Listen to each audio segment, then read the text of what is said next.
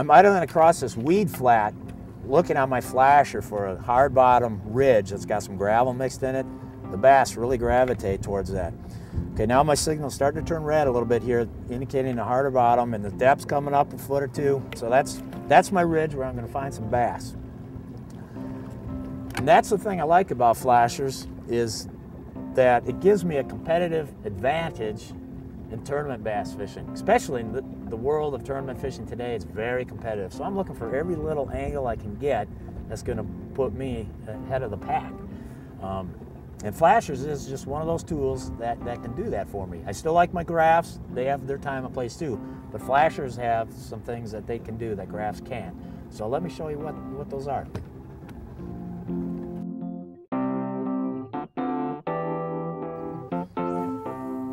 The first advantage that I like about flashers versus graphs is their shallow water performance.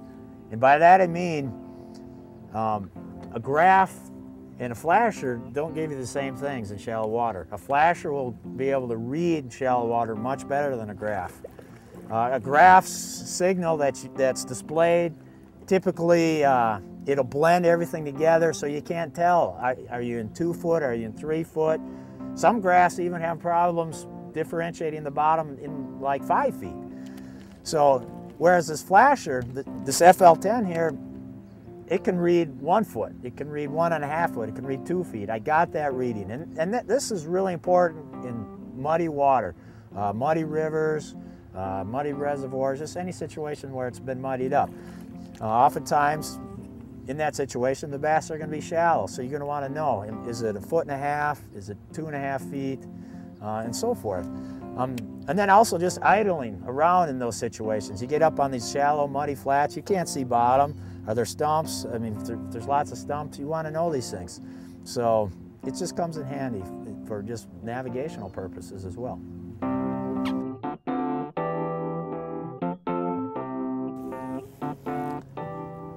All right, the second big advantage I like of flashers versus graphs is their ability to read through thick vegetation.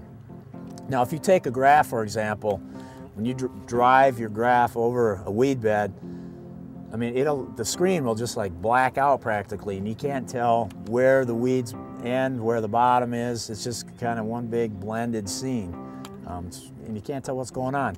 A flasher, on the other hand, you can still read where the bottom is. You can read the tops of the weeds, and it just gives you a much better picture of what's going on, especially with the real-time ability of a flasher.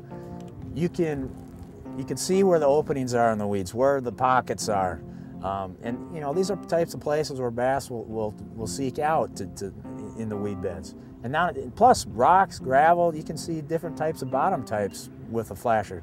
And a graph just can't do that. It's just one big blended mess, and you don't know what's going on. A flasher's a huge advantage in thick vegetation, and I wouldn't be without one.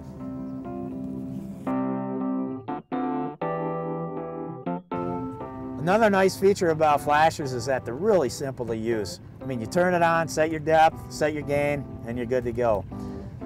With your gain, just don't set it too high. If it's too high, you'll just have signals all over the dial. And if it's too low, well, you may not even have a signal over soft bottom. There's full gain, little much of a signal. You can see there's some bait we're going over. And that's minimum gain, basically no signal. So what I want to do is find a signal in there that'll be kind of in between, something like that. Now if I happen to go over bait, it's going to pick it up. And we should be drifting into the weed line here, and I'll be able to show you what it looks like inside the weeds when I go to full gain. Now here you can see the leading edge is what you read on these signals. It's 12 feet, and the backside is what we call the tail.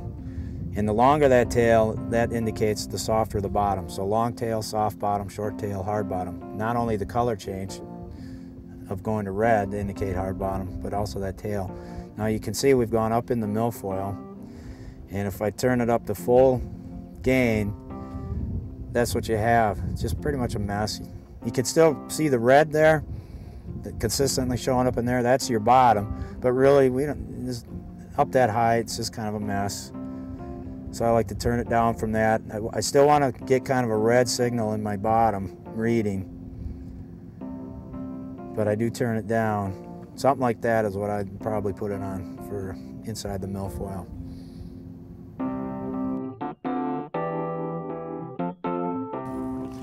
All right, once you adjust your flasher to a gain setting that you're comfortable with, now don't touch it, because now we're going to use it to find gravel and rock bottoms from silt bottoms. Now you can see right now we're on a soft bottom with a lot of green flickering. That's the soft silty bottom. Now as the boat moves over this point, you'll notice they start getting more reds in there. And the red is the gravel and the rock that's on top of this point. There it is, and there it is. That's a good spot right there. Oftentimes I'll catch some fish there. All right, so there you have it. Those are the reasons why I love flashers and what they can do for me in my fishing.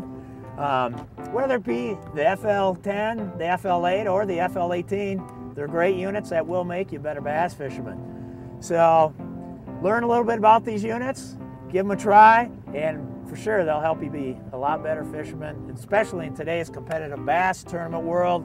Man, I gotta have those advantages. So take care and good luck to you.